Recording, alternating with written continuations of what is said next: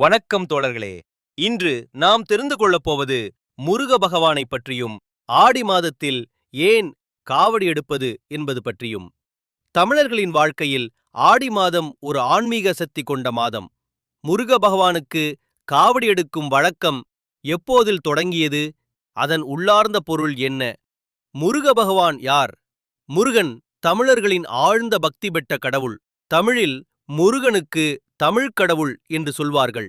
அவர் பழனியில் இருக்கிறார், திருச்செந்தூரில் இருக்கிறார் மற்றும் சபரிமலைக்கும் வழிகாட்டி. முருகனை வணங்கும்போது பக்தர்களுக்கு ஆற்றல், அறிவு, வீர சத்துவம் கிடைக்கும். காவடி என்பதன் அர்த்தம் என்ன? காவடி என்பது வெறும் தூக்கி செல்வதற்கான பொருள் இல்லை. காவடி ஈட்ட காயம் உடல், வடி வாடல் துன்பம். உடல் துன்பங்களை தாங்கி ஒரு நிச்சய தீர்மானத்துடன் பகவானிடம் எடுக்கும் விரதம். இது ஒரு சாமரச தத்துவம். கடவுளிடம் உன்னை முழுமையாக ஒப்படைக்கும் செயலாகும்.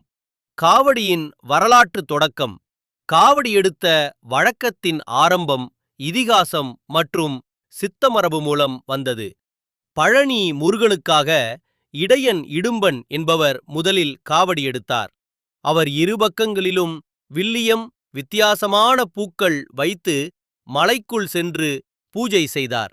இறுதியில் முருக பகவான் அவருக்கு புகழ் தந்தார். ஏன் ஆடி மாதம்?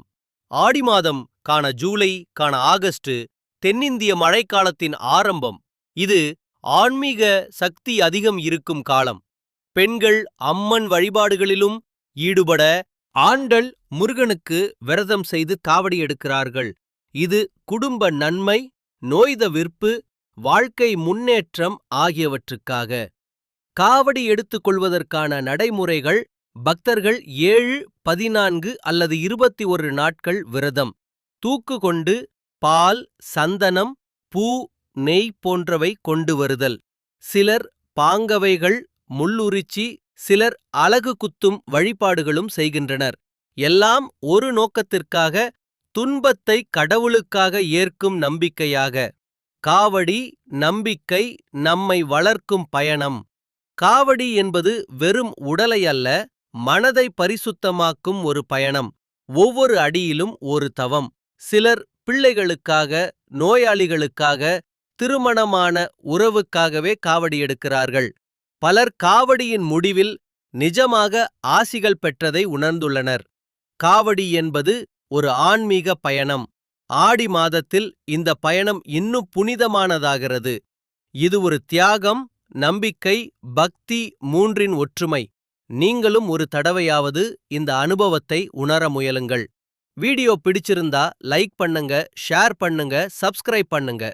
மேலும் இந்த மாதிரியான தகவலை அறிய எங்களது சேனலுக்கு சப்போர்ட் பண்ணுங்க.